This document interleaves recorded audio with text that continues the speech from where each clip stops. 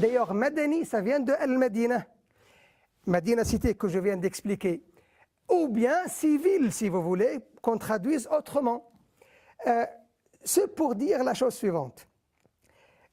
L'islam, dans ses premiers textes, à sa première heure, il avait opté pour ce qu'on appelle aujourd'hui la société civile. Très bien.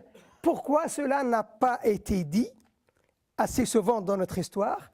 Pourquoi cela n'a pas été développé comme l'ont été d'autres choses?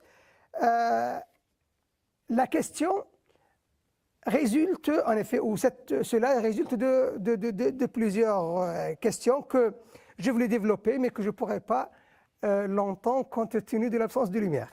Mais quoi qu'il en soit, premièrement, les principes même de base de l'islam, en établissant un rapport avec le Créateur, ont voulu que ce rapport soit clair. Et c'est cette clarté du rapport avec le Créateur dans tout ce qu'on appelle la doctrine islamique, dans tout ce qu'on appelle le dogme islamique, qui a fait qu'on n'était pas obligé, on ne se voyait pas dans l'obligation d'y parvenir, d'arriver à cela. Pourquoi? Parce que premièrement, cette doctrine, elle est très simple. Le Créateur est unique, il n'y a rien qui lui ressemble et il n'a pas été engendré, il ne pourra pas engendrer lui-même. C'est-à-dire que personne ne peut parler d'une certaine incarnation. Si on compare par exemple avec l'idée chrétienne de base, c'est que il y a le Jésus qui est l'incarnation, Jésus donc qui est l'incarnation du Créateur, et il y a l'Église qui va être l'incarnation finalement de Jésus, et le clergé par la suite, etc. Dans tous les cas, il y a quelqu'un qui détient, qui porte la vérité, ce pouvoir, on va dire, religieux. En islam, on ne peut pas avoir ça, et d'ailleurs, on n'a pas de clergé, on ne peut pas arriver à cela. Pourquoi? Parce que c'est quelque chose de très, très simple. C'est un rapport simple entre l'homme et son créateur. Le créateur, personne ne peut être son pareil, personne ne peut lui ressembler. Il est différent car il est le créateur, et les gens ne peuvent pas lui ressembler parce que ce sont ses créatures. Dans une deuxième approche, on pourra voir que dans la société islamique, ou dans les textes déjà islamiques, on va trouver une idée qui s'appelle l'honneur que le Créateur a donné à l'homme. وَلَقَدْ كَرَّمْنَا بَنِي آدَمَ. Nous avons honoré l'homme. Comment l'avait-il honoré? Première chose, par une idée qu'en islam on appelle ça al-istikhlaf, l'idée du vicariat. L'homme est vicaire du Créateur sur terre, ou l'homme est le représentant en quelque sorte du Créateur sur terre, dans ce sens que l'homme est là pour porter les valeurs du Créateur. L'homme est là pour incarner ses idées, pas comment dire, la nature du Créateur, mais les valeurs que le Créateur avait données. L'homme est là. Et à ce titre-là, il lui a assujetti tout a été créé pour lui, tout a été assujetti par le Créateur à l'homme, et il lui dit aussi, si tu es le vicaire du Créateur sur terre, c'est que c'est une responsabilité.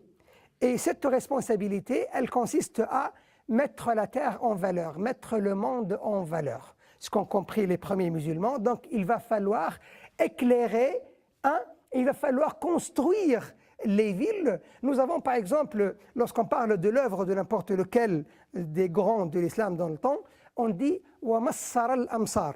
Il avait fondé des villes, il avait fondé des cités, dans ce sens qu'on essaie d'agglomérer, de ramener les gens vers la cité, car là-bas, tout le monde en quelque sorte se connaît, dans ce sens que tout le monde peut apporter à tout le monde et personne ne sera laissé à lui-même, tout le monde sert pour tout le monde. Et on le dit, voilà, donc la deuxième chose, c'est que l'homme a une responsabilité, et cette responsabilité, comment peut-il l'assumer, comment peut-il la porter si il n'assume pas, si il ne se met pas à l'œuvre. Donc le musulman, c'est un homme acteur, c'est un homme qui doit faire. En effet, il a une idée des valeurs de bien, et il a une responsabilité, celle de transmettre ces valeurs, celle de les faire parvenir à tout le monde. Et ces valeurs-là, on commence par les plus petites, vous les connaissez, lorsqu'on parle de Al-Amr bil Ma'ruf wa Nahy anil Munkar, c'est le fait de recommander le bien et d'interdire ou de s'opposer au mal. C'est que le bien, tout le monde peut le faire. Et donc tu pourras apprécier cela de n'importe qui, et tu pourras féliciter toute personne qui fait le bien. Et le bien, ce n'est pas tout simplement donner 5 € à quelqu'un. Le bien, c'est quelqu'un qui construit dans la ville où nous habitons, où vous habitez, quelqu'un qui fait des choses pour la communauté. Tout cela s'appelle du bien, et cette personne-là mérite d'être félicitée, mérite d'être aidée, car les hommes, avec ça, ils vont pouvoir évoluer. Et le mal aussi, dès lors que l'on voit quelqu'un qui fait du mal, on a l'obligation en quelque sorte de s'opposer entre autres par l'élection. Ce monsieur-là ne devra pas passer une deuxième fois. Voilà, parce que vous voyez le mal qu'il fait. Et ainsi de suite. L'idée donc de cet istighlaf, de ce vicariat en quelque sorte, c'est aussi pour rappeler que tout le monde est le même vis-à-vis à la révélation, tout le monde. En effet, l'islam ne s'adresse pas à une communauté, ni à une ethnie, ni à un groupe particulier, ni à l'homme ou à la femme en particulier. L'islam s'adresse à tout le monde. Et le musulman, c'est toute personne qui porte ces valeurs. C'est toute personne qui veut faire du bien finalement. Donc là, on n'est pas en train de dire que les autres sont des mauvais, hein. On n'est pas en train de dire que les autres n'acceptent pas le bien. Non, mais pour l'islam, pour les musulmans, toute personne qui fait du bien est à apprécier. C'est un acte à apprécier, et donc c'est un acte à soutenir. Ceci, bien sûr, ça chasse aussi et ça finit une fois pour toutes avec toutes sortes de discriminations entre les hommes, on avait dit, mais aussi entre l'homme et la femme, car dans la vision islamique, il n'y a rien qui distingue l'homme de la femme si ce n'est la nature. La nature de l'homme est différente de la nature de la femme. La nature de la femme est appréciable, celle de l'homme est appréciable, mais chacun dans son coin. Tout cela est très très bien appréciable, et du coup, sans l'homme, la société n'existera pas. Et sans la femme, la société n'existera pas non plus.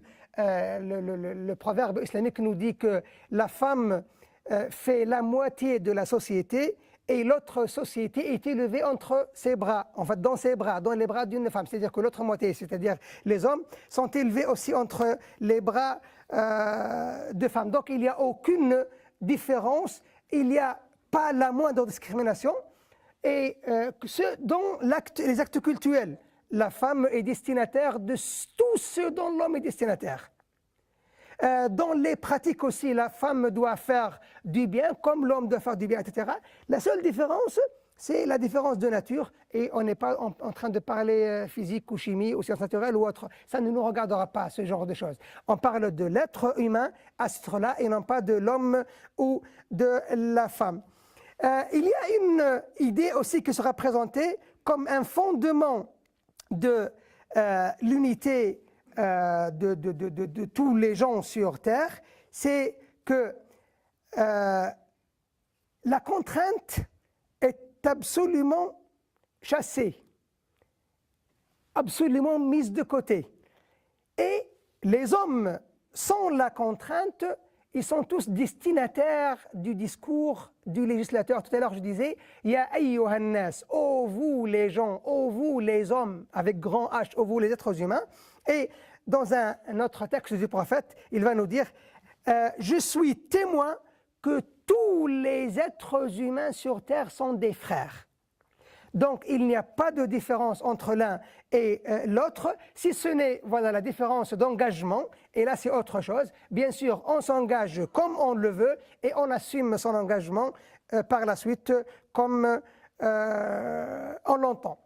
Le vicariat, ici, c'est la responsabilité de tout être, de tout individu, mais aussi la responsabilité de la société, de la collectivité. Donc, les individus sont responsables, la société est responsable, avec une seule petite idée à ajouter, c'est que comme on vit en agglomération, comme on vit en collectivité, etc., lorsqu'il y a un intérêt de l'homme qui va à l'encontre de l'intérêt de la communauté, eh bien, c'est celui de la communauté qui passe le premier. Et du coup, lorsque, par exemple, on va au vote ou autre, on ne pense pas à son propre intérêt, à soi, mais on pense à l'intérêt de la collectivité.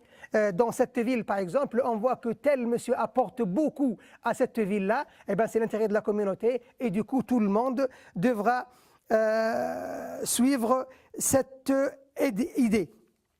À tout cela, il y a donc un fondement, mais aussi pour dire que l'État, à ce titre, n'apparaît qu'un moyen.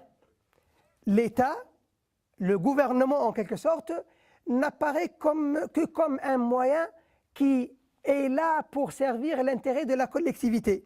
C'est-à-dire que dans la vision islamique, nous n'avons pas des hommes qui tyrannisent sur les autres, nous n'avons pas de despotisme, nous n'avons pas des gens qui sont élus par le Créateur, mais nous avons des gens qui sont élus par les gens. Élus par les gens, choisis par les gens pour servir les gens. Et du coup, l'intérêt de l'un et de l'autre, c'est que on regarde, je reviens toujours à l'idée de l'intérêt, on revient à cela et par la suite, on regarde dans le fond de la question et on choisit et on essaye d'agir. Non pas parce que l'État, comme je vous l'ai dit, l'État ça tyrannise, l'État ne tyrannise pas car lui-même n'est qu'un moyen, c'est une responsabilité. Et c'est pour cela dans l'histoire de l'islam, par exemple, vous trouvez beaucoup de gens qui, lorsqu'on leur propose d'avoir un poste de responsabilité, ils le refusent. Ceci nous ramène à l'idée fondamentale dans tout cela, c'est cette idée de Amr bil Ma'rouf wa Nahy anil Munkar, la recommandation du bien et l'interdiction du mal. Et celle-ci, comme tout à l'heure je le disais, il va falloir la comprendre dans sa globalité, c'est que l'État est là pour assurer cette mission. La collectivité l'assure et les individus aussi l'assurent. Avec cette idée-là, les musulmans n'ont pas à dire moi ça ne m'intéresse pas, moi je ne vote pas, moi ça ne me regarde pas, etc. Car ils doivent voir l'intérêt d'une collectivité plutôt que l'intérêt d'individus. Et à ce titre-là, les choses vont changer et l'idée, bien sûr, changera. Si l'on regarde maintenant, comment peut-on appeler cela ? Comment peut-on appeler cette activité de la collectivité des individus? Moi, je ne vois pas d'autre nom que de l'appeler société civile comme on le voit aujourd'hui. C'est une société qui est capable de s'autofinancer, c'est une société qui est capable de s'organiser, c'est une société qui est capable aussi de défendre le bien et d'interdire le mal. Et si on va un peu plus loin, on va trouver que cette collectivité-là, elle a ses moyens. Et ces moyens sont nombreux, mais je m'arrête au niveau d'un seul ici, parce que je pense que... J'ai combien de temps encore? Voilà. Je pense qu'il y a un moyen qui est très très important, et ce moyen-là, on l'appelle dans la culture islamique que le waqf. On l'appelle aujourd'hui ici la fondation pieuse. Ça signifie quoi? Ça signifie tout simplement que l'être humain, l'individu, peut s'engager pour la société. Au final, lui, il cherche un intérêt ici-bas, mais il cherche surtout un intérêt dans l'au-delà. Son intérêt dans l'au-delà, c'est d'être bien récompensé pour ceci. Pourquoi? Parce que dans ce hadith du prophète sallallahu alayhi wa sallam que vous connaissez, lorsque l'on meurt, son action est rompue si ce n'est de trois choses. Première chose, c'est lorsque vous avez laissé de la science, des écrits ou une œuvre comme Cheikh Hani Ramadan ou autre, lorsque vous avez laissé une œuvre là, elle parlera de vous et elle fera aussi, elle vous ramènera des récompenses, elle fera des invocations pour vous en quelque sorte. La science. Deuxième chose, un enfant vertueux qui fait des invocations pour vous, c'est-à-dire qu'un enfant que vous avez bien éduqué. Du coup, les musulmans ont l'obligation de bien éduquer leurs enfants, faute de quoi ils ne peuvent pas réclamer par la suite ah oui, j'ai comment dire, la souveraineté, entre parenthèses, du père. J'ai le pouvoir du père. Ce pouvoir, vous l'avez, mais il va falloir payer à l'avance, c'est-à-dire il va falloir bien éduquer votre enfant pour que par la suite, vous pouvez dire, voilà, tu dois faire telle chose, ou il doit t'obéir. Vous connaissez que dans l'histoire, à l'époque d'Omar ibn Khattab, en effet, il y avait un homme qui venait se plaindre de son fils. Au gouverneur, mais le gouverneur n'a pas puni l'enfant. Pourquoi? Parce qu'il avait découvert au final que le père n'avait pas bien éduqué le fils à la base. Du coup, il avait mérité en effet ce qui lui arrivait. Deuxième chose, donc, c'est waladun salihun yad'u lahu, un enfant vertueux qui fait du dua pour lui. Et troisième chose, celle qui nous intéresse ici, c'est ce qu'on a appelé une sadaqa jariyah. Sadaqa, c'est ce que vous traduisez par aumône. Moi, ce n'est pas mon terme, mais je vais rester comme ça. Une aumône, mais qui continue, qui ne s'arrête pas. Dans ce sens où vous laissez quelque chose qui va produire pour les autres, qui va profiter aux autres, qui va faire du bien aux autres. Exemple simple, dans la vision islamique, vous avez établi un grand champ de blé ou autre, ou un jardin, si un oiseau vient s'en nourrir, eh bien vous avez des récompenses sur cela parce que vous avez permis à cet oiseau de se nourrir. Et si vous avez laissé, par exemple, une maison, vous dites, voilà, je la laisserai à l'intérêt public, toute personne qui dort dedans, eh bien la récompense, ça revient à vous, y compris des siècles après votre mort. Et ça, les musulmans l'avaient bien compris à la base, et tout le monde finalement, ils ne cherchaient que leur récompense à eux dans l'au-delà. Hein? Mais ici-bas aussi, parce qu'on s'engage dans la communauté, eh ben, tout le monde donnait de sorte à ce que les activités de la société étaient assumées par la société elle-même. Par exemple, dans les années 40, en Tunisie, à l'époque occupée par la France, dans ces années-là, les biens ou la finance waqfique, en effet, rien que les terres des waqf faisaient le 1/3 du territoire de l'État. 1/3 étaient des terres destinées au bien public, à l'intérêt public. En Égypte, à la fin de l'époque des Mamelouks, le 1/5 de l'Égypte était une forme de waqf. On allait attendre bien sûr que l'État moderniste arrive après l'occupation, qui va étatiser tout cela et du coup tirer aux bénéficiaires de ces biens tout ce qu'ils avaient, c'est-à-dire que désormais c'est l'État et vous allez avoir un petit salaire dans lequel vous allez vivre ou ne pas pouvoir, mais la société ne pouvait pas. À l'époque, toutes les mosquées étaient financées par ces biens-là. Toutes les écoles étaient financées. Lorsqu'on voyait que quelqu'un était brillant, un élève depuis son jeune âge était brillant, eh ben, on finançait ses études, on l'envoyait partout où il y avait de la science. Et vous connaissez très bien que ce qu'on appelle le voyage scientifique, c'est une institution islamique. En effet, quelqu'un qui vivait ici en Andalousie, aujourd'hui Espagne, en Andalousie, on voyait qu'il était brillant, on l'envoyait à Bagdad, on l'envoyait à Samarcande dans le Caucase ou ailleurs afin qu'il étudie, etc. Et tout cela, ce sont les biens du waqf, c'est-à-dire que ça ne coûte rien à l'État. On ne demande pas à l'État de payer, mais aussi l'État ne peut pas tyranniser là-dessus, ne peut pas interdire à qui l'on veut et le permettre à qui l'on veut. Donc, l'idée de la société civile a bien des tenants. C'est une idée qui est né pour servir la communauté, pour montrer qu'il n'y avait pas de contradiction entre le religieux, en effet, et le civil, c'est-à-dire que dans la société, on vivait religieusement et civilement. C'est pour cela que, par exemple, on ne choque pas lorsqu'on dit qu'en islam, par exemple, il n'y a qu'un mariage. Aujourd'hui, on parle de mariage civil et mariage religieux. En islam, il n'y a qu'un mariage, ce qu'on appelle le mariage civil. Mariage civil, c'est-à-dire dès lors qu'il est fait en présence d'un tuteur, de la femme qui se marie, un homme qui épouse la femme, quelques témoins, le mariage est fait et ça s'appellera le mariage civil. On n'a pas besoin de plus que cela. En effet, l'idée du religieux n'apparaît pas là-dedans. Pourquoi? Parce que tout est religieux à la base, parce qu'il n'y a pas de contradiction, on ne la voyait pas cette différence. Et c'est pour cela que lorsqu'on est musulman, on est civil, on est civilisé et du coup, on est bien éduqué et surtout, on a l'idée de servir les autres.